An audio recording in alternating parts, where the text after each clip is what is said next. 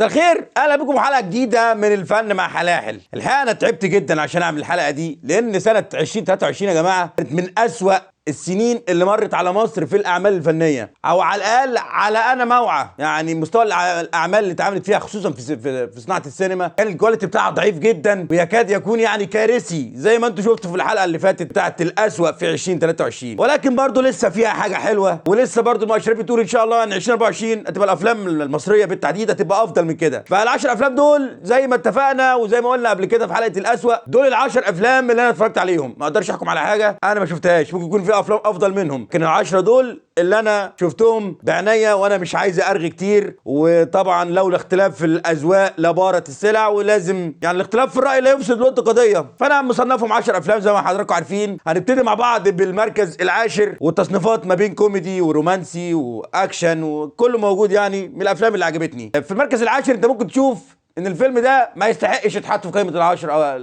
افضل 10 افلام، ولكن انا شايف ان الفيلم ده فيلم لذيذ لايت كوميدي، وفيلم اعظم ميزه فيه انه ما يتزهقش منه. يعني لو اتعرض عليك كل يوم هتتفرج عليه، زي فيلم مشهد حب كده بتتفرج عليه ليوسف وهبي وعمر الشريف وسعاد حسني. عن فيلم العميل صفر لاكرم حسني اتحدث. والعميل صفر بالمناسبه جاب ايرادات ضخمه جدا، يعني تخطى 40 مليون جنيه ايرادات. هو فيلم حلو قوي لذيذ، واول بطوله لاكرم. فيلم بصراحه اكرم شخصيه جميله، حتى في صفحته في دعمه لاخواتنا شخصيه جميله. لا تنسوا صالح الدعوات اخواتنا يا جماعه. الفيلم بيحكي عن فرد امن اسمه صفر. هو في السجل بقى كان ابوه راح كتبه فقر، فالموظف نسي وبقى صفر فاشل. الفيلم ميكس ما بين هاني رمزي غبي منه فيه ونمس بوند. هاني رمزي برضه واخد الفيلمين هو من هاني رمزي. فرد امن اسمه صفر فاشل بس مثله الاعلى جيمس بوند، وبيتعرض لمواقف اثناء الشغل. والفيلم بصراحه مضحك جدا. يعني يعني اكرم حسني الحمد لله انه ما خذلنيش في اول بطوله مطلقه ليه في السينما، وقدم فيلم كوميدي بيضحك. ده اللي احنا عايزين نقوله بقى. الفيلم ما فيش فيه اسفاف، الفيلم ما فيش فيه ايحاءات، خصوصا الايحاءات. فيلم مسلي وجميل جدا. انا دخلت مع بيتي، يعني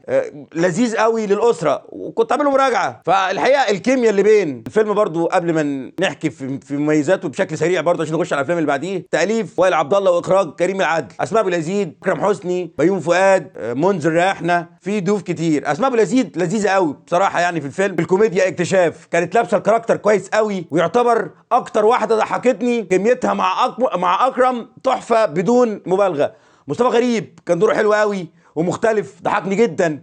وشايف انه لو استمر بكده في اختياراته هيبقى من افضل او من اهم نجوم الكوميديا في مصر. اوتاكا كان نفسي ياخد دور اكبر من كده، لان اوتاكا واخد يعني اقل من 10 دقائق في بدايه الفيلم، عشان برضو الناس اللي ما شافتش الفيلم ما حرقوش. كريم العدل بقى دي خطوه المخرج مهمه جدا في طريق اثبات انه راجل موهوب ولسه عنده كتير، خصوصا لما تعرف انه عمل اعمال زي ازمه منتصف العمر مع ريهام غفور، وعمل اعمال كوميدي مهمه برضو زي مريح المدام، افضل مسلسل كوميدي عمله احمد فهمي. والعميل صفر في حاجات كلها بتعكس ان كريم العدل يعني جاي. فالفيلم اللي يرسم البسمه علينا من غير مشاكل ومن غير ايحاءات زي ما قلت جميل. انا كتقييمي لفيلم اكرم حسني معانا في المركز العاشر هو 6 من 10. نخش على اللي بعديه، هو تصنيف مختلف تماما عن فيلم اكرم حسني. هو فيلم كان نزل في العيد، تقدر تقول ما بين اثاره وغموض ورعب. هو مش رعب قوي كان برضه، ما نضحكش على الناس. هو فيلم يوم 13، تاليف واخراج وائل عبد الله، بطولة احمد داوود، شريف منير، دينا الشربيني، محمد ثروت، فنان كبير محمد الصاوي، وباقه كبيره من النجوم، محمود عبد الغني. الفيلم بيحكي عن عز الدين اللي بيرجع من كندا بعد 25 سنه. ان هو كان متصنف لي ان هو رعب، لكن الفيلم غموض واثاره اكتر منه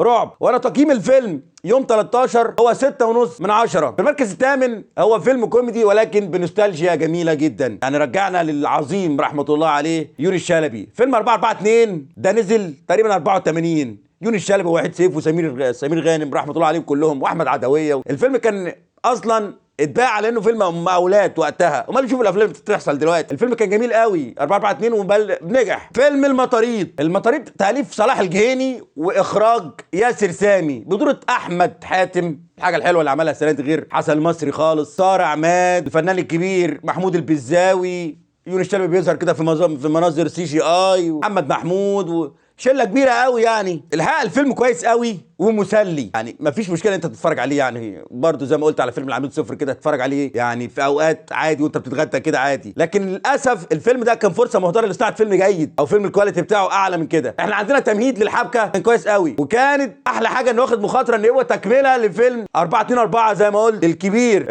يوري الشلبي. والفيلم ده للاسف ما تمش استغلال بقى فريق المطاريد، وشايف انهم ما خدوش وقت كافي على الشاشه ولا تم تقديم شخصياتهم بشكل مناسب عشان مراحل الفيلم تكتمل. كمان في اغنيه جت في التريلر ما جاتش في الفيلم، انا ما اعرفش ليه. والمونتاج تحس ان المونتاج في الفيلم كان فيه مشكله. انا مش عايز احكي عنه كتير برضه عشان ما احرقش برضه زي ما بقول للناس اللي ما شافتوش، ولكن الناس اللي هتشوف اللي هتتفرج عليه هيعجبها الفيلم. والنهايه بتاعته عجبتني جدا، والشخصيه اللي عاملها اياد نصار برضه بالمكير او المكياج اللي هو عمله بالشكل ده. الفيلم كله مبني على الكوره. بصراحه تجربه حلوه برضه، تجربه لذيذه واحسن من حاجات كتير اتعملت. واخد بالك عن بيومي، واخد بالك بتاع مغامرات كوكو. فانا تقييمي ليه هيبقى 6.5 من 10. لاحظ برضو زي ما قلت في الحلقه بتاعت الاسوأ، التقييمات ما لهاش علاقه بالترتيب بتاعي. انا المطاريد في المركز الثامن ومديله 6.5، ممكن تلاقي اللي قبله 7 عادي. انا شايف ان دول افضل 10 افلام بالترتيب اللي انا شايفه. هنبتدي من 10 لحد 1. الفيلم بعد كده هو فيلم من ألذ ما يمكن، وانا الحقيقه كان مفاجاه السنه، وعامل ريفيو برضو على القناه مفاجاه السنه، لانه الايرادات خذلته. للاسف الايرادات خذلت الفيلم ده، لكن والله اقسم بالله الفيلم جميل جدا. عن فيلم رهبه اتحدث لاحمد الفيشاوي واسماء ابراهيم ومحمد لطفي. فالفيلم تاليف محمد علام، اخراج رضا عبد الرازق، عن المعلم رهبه اللي ساكن ورا مصنع كراسي، بيفقد الذاكره بطريقه ما يعني، فبيرجع حياه في صنف الشخصيه كامل لاحمد الفيشاوي بشكل كوميدي جدا. بتتفجر في الكوميديا بشكل رهيب، مواقف كتير قوي دراميه، مواقف كتير كوميديه حتى بتظهر معانا في الفيلم، يعني حاجات حلوه قوي. الفيلم مميز قوي يا جماعه، وفي كوميديا كتير، وفي برضه زي ما بنقول دايما مفيش فيه ايحاءات، مفيش فيه استخفاف على المشاهد، مفيش فيه الفاظ خارجه. فيلم مناسب للعيله، وتجربه حلوه قوي، تجربه مميزه جدا لاحمد الفيشاوي. وانا تقييم الفيلم رهبه هو 7 من 10. اللي جاي بعد كده اكشن لايت كوميدي، وده اول مره يشتغل في الحاجات دي. كان دايما اللي بيشتغلها محمد امام، انما امير كرارة هو اللي اشتغل في النوعيه دي، وكان لايق عليه برضه، بس كان بيلاقي على محمد امام اكتر يعني الحاجات دي. وهتلاقي المراجعه تحت برضه في الديسكريبشن. فيلم البعبع تاليف ايهاب بليبل واخراج حسين المنباوي. البعبع هو احدث حاجه عملها امير كرارة بعد غياب 4 سنين عن فيلم كازابلانكا. فيلم كازابلانكا وقتها كان محقق 58 مليون جنيه كاعلى فيلم ايرادات في تاريخ السينما وقتها، قبل ما يجي بيت الروبي يحتل الكل. الفيلم ده بتدور احداثه في يوم واحد، من نوعيه الافلام اللي في يوم واحد، زي فيلم وش في وش، بس وش في وش كان يوم واحد ولوكيشن واحد. بتحكي عن المجرم سلطان اللي هو امير كرارة. الفيلم بطولة امير كرارة وياسمين صبري اللي عاملين دويتو حلو قوي مع بعض، ومحمد انور اللي عامل دور عمره فيه. خد بالك يالا انت عيل معرعر بس مش مشكله، عملت الفيلم ده بشكل حلو. فالمجرم سلطان ده بيقرر ان هو يتوب، لكن عشان يعمل قرشين كويسين يعني يامنوا له حياته، لكن العمليه بتدخل معاه في مشاكل، وبيظهر له اولاد، وبنشوف ايه اللي هيحصل في اطار لايت كوميدي اكشن كوميدي زي ما قلت. فالفيلم على مستوى الكوميديا كويس جدا، وكان فعال خصوصا من الاطفال، وبالتحديد جان رامز افضل عنصر في الفيلم. زي ما قلت انا قبل كده الولد ده مشكله، وتناغمه مع كرارة كان فوق الممتاز، وقدر يعمل اللي ممثلين كبار ما قدروش يعملوه. محمد رحمن كان جيد، ياسمين صبري كويسه، باسم سمره، محمد عبد العظيم كويسين قوي، محمد انور كان يعني بشكل كبير قوي قدر يضحكني. على مستوى الاكشن فحسين منباوي قدر يعمل اكشن فعلا يضحكك، وكان ناجح قوي. اللي ما عجبنيش في الفيلم بقى اللي هو السيناريو. كان سيناريو الفيلم شخصيات تسلسل النهايه والتنقل في الاحداث كانوا متكروتين، وحسيت بصربعه ان الفيلم ده اتصور قبل العيد لو تفتكروا حضراتكم عشان يلحقوا ينزلوه في العيد. لكن الفيلم حلو قوي قوي، معرفش نزل اتش دي ولا لسه. وانا تقييمي فيلم البعبع اللي هو معانا في المركز السادس 7.5 من 10. نخش بقى على التقيل، لان التقيل اللي جاي افضل 5 افلام انا شفتها السنه دي 2023 بدون نقاش وبدون منازع. المركز الخامس واللي بيعرض حاليا ومكسر الدنيا ايرادات، يعني الفيلم لسه نازل بقاله اسبوع تخطى ال 10 مليون جنيه وعاملين له مراجعه اوريدي في القناه. هو فيلم شماريخ، تاليف اخراج عمرو سلامه، آسر ياسين، امينه خليل، مصطفى درويش رحمه الله عليه. الفيلم بكل بساطه بيحكي عن راجل عصابات اسمه رؤوف بارود، اللي هو شهرته بارود، اللي هو آسر ياسين. بينتمي لمنظمه اجراميه بتستخدم الفاير ووركس او الالعاب الناريه في عملياتها، وهو متميز جدا بروفيشنال في الحته دي. وفي نفس الوقت هو اب غير شرعي لزعيم عصابه او زعيم منظمه اجراميه بيحاول يثبت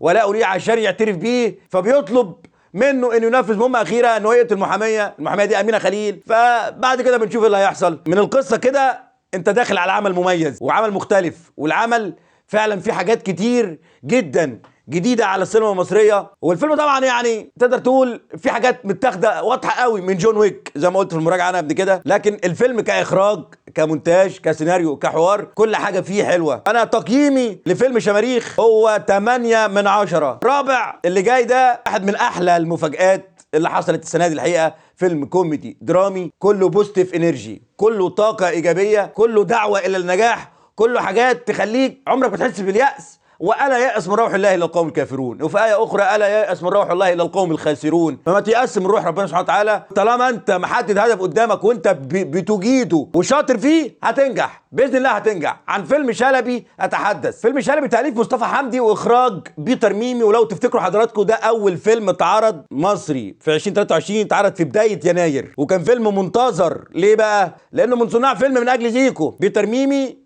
وبرضه محمود كريم عبد العزيز او كريم محمود عبد العزيز. الفيلم بيحكي عن صابر اللي هو كريم محمود عبد العزيز اللي بيشتغل في بيت الرعب وعايش في بنسيون مع شلبي، ومعاه مجموعه. شلبي ده اللي هو البوبي او الدميه، مع مجموعه من الاصدقاء منهم كاتب اللي هو نفادي وبيوم فؤاد وممثل ومديرة البنسيون. بيقرروا يعملوا عمل استعراضي ومعاه روبي عشان بنت اسمها كارما، وبنشوف هل هينجحوا، هل كارما هتبقى كويسه ولا لا. الفيلم من نوعيه الافلام اللايت كوميدي، ولما تتفرج انت على الفيلم ده هيفكرك بافلام ديزني وبيكسر زي الشخصيات ومغامرات ابطالنا. هو واخد كتير من عالم ديزني. بيتر كان متاثر قوي بالحاجات دي. كمان الفيلم كان موفق جدا في الجانب الكوميدي، الجانب الدرامي، والكيمياء اللي بين ابطالنا الاربعه عجبتني جدا. وحاتم صلاح نفادي اللي عمل بعد كده على باب العماره وكسر الدنيا. كريم محمود عبد العزيز بيقدم نفس الرشاقه في الكوميديا والدراما، خصوصا المشاهد الدراميه اللي عملها في النص الثاني من الفيلم. فالفيلم يا جماعه زي ما قلت لك دعوه للنجاح ودعوه للبوزيتيف انرجي، للطاقه الايجابيه، وفيلم مميز جدا. انا تقييمي ليه هو 8.5 من 10 في المركز الرابع. نخش بقى على المركز الثالث، وهنا لنا وقفه. الفيلم الاعلى ايرادا او اعلى دخل في تاريخ السينما المصريه، بيت الروبي، عشان كريم عبد العزيز يحتل الثلاثيه بالفيل الازرق 2 وبيت الروبي وكيرة والجن. كيرة والجن رقم نمبر 2، الفيل الازرق 2 رقم 3، ونمبر 1 فيلمنا بيت الروبي. بيت الروبي هو تأليف محمد الدواحي وريم القماش واخراج بيتر ميمي. ومش عشان الفيلم جاب اعلى ايرادات زي ما قلت لك يبقى انا لازم احطه في القائمه المفضله عندي ان هو رقم 1 في 2023. لا، كريم يعمل افلام افضل من كده، لكن الفيلم لانه نزل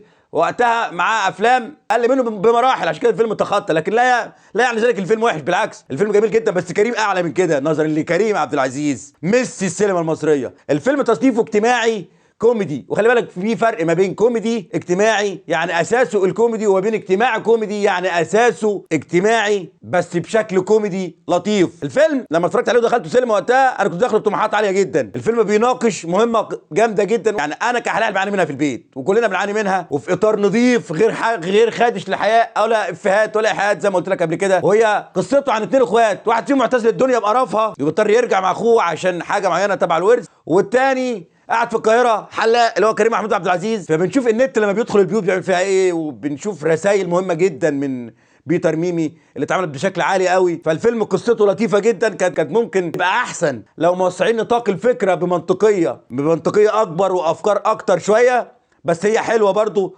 تظل حلوه مش سيئه لكن مش مبهره. الاخراج ايقاع مناسب جدا للفيلم وفي مجهود. النهايه عجبتني بشكل كبير، اداء الممثلين كلهم، نور، طارق عماد، كريم محمود عبد العزيز، كريم عبد العزيز طبعا، البنت الصغيره اللي هي بنته زي العسل زي السكر، واداها افضل كمان من كان ابنه اللي كان موجود في العمل. فالفيلم طبعا بيت الروبي طبعا لازم يتحط من افضل افلام 10 افلام انا اتفرجت عليهم السنه دي 2023، وانا تقييمي ليه هو 9 من 10. نيجي بقى لتاني افضل فيلم في 2023 حسب رايي وحسب اللي انا شفته في 2023، السنه القليله قوي اللي كانت بخيله علينا في السينما المصريه. الفيلم المبني على القصه الحقيقيه اللي حصلت فعلا وما حصلتش مره واحده، حصلت كذا مره. فيلم فوي فوي فوي، تجربه سينمائيه مصريه مبنيه على احداث حقيقيه تستحق كل الاحترام وكل التقدير. الفيلم تاليف واخراج عمر هلال في اول تجربه ليه، برافو عليك، كل عظمه. الفيلم قصته بكل بساطه بتحصل احداثها سنه 2013 مع شاب مصري اسمه حسن سيء السمعه اللي هو محمد فراج، حالته الماديه صعبه زي كل الشباب في الوقت ده،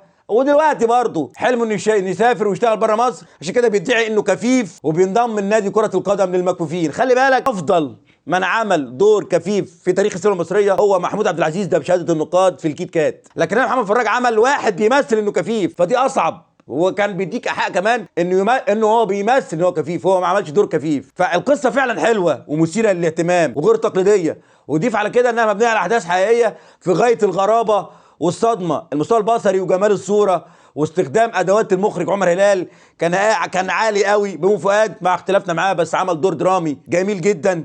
الفيلم الكوميديا اللي فيه مش كتير، لكن الاحداث الدراميه اللي فيه عاليه قوي. فبصراحه الفيلم من افضل مفاجآت السنه، وانا تقييمي ليه هو 9.5/10. رقم واحد معانا طبعا حضراتكم عرفتوه. فيلم ايه اللي انا بتكلم عنه؟ فيلم بيحكي في لوكيشن واحد ومكان واحد، وفي افلام كتير اتعملت انجلش او عربي بالطريقه دي. افضل فيلم انا شفته السنه دي كحلاحل فيلم وش في وش، تاليف واخراج وليد الحلفاوي. فيلم وش في وش بطوله محمد ممدوح وامينه خليل وبيومي فؤاد، احمد خالد صالح، تامر غوري، محمود الليثي، ناس كتير قوي عشان ما انساش حد. فالفيلم لايت كوميدي بيحكي عن واحد ومراته بينهم مشاكل والعيلتين مش طايقين بعض. فجأة لسبب ما الشقة بتتقفل عليهم وبنشوف اللي هيحصل. فبصراحة انا الفيلم ده اكتر حاجة عجبتني فيه الاخراج، ان هو اعتمد على الوان لوكيشن، لانها عاملة زي السبوت لايت، زي الكشاف كده، الكاشف على قدرات الممثلين، والمخرج قدر يعملها مظبوط جدا وليد الحلفاوي. وكلمة ممتع وكلمة مبهر قليلة على وليد الحلفاوي اللي عمله في الفيلم ده.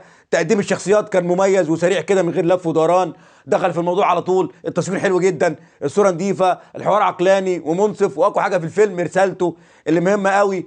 احداث مشتعلة اغلب الوقت وبتتصاعد بدون ملل وسريع. يعني الفيلم كل تفصيلة فيه مفيش فيها ملل. طبعا اللمسات الكوميديه لمحمود الليثي وخالد كمال ومصطفى غريب اللي ظهر في دقائق قليله، طلع منهم كوميديا لذيذه قوي. كمان التويستات واللاينات اللي موجوده في الفيلم كانت عاليه قوي. محمد ممدوح تألق رهيب في الفيلم.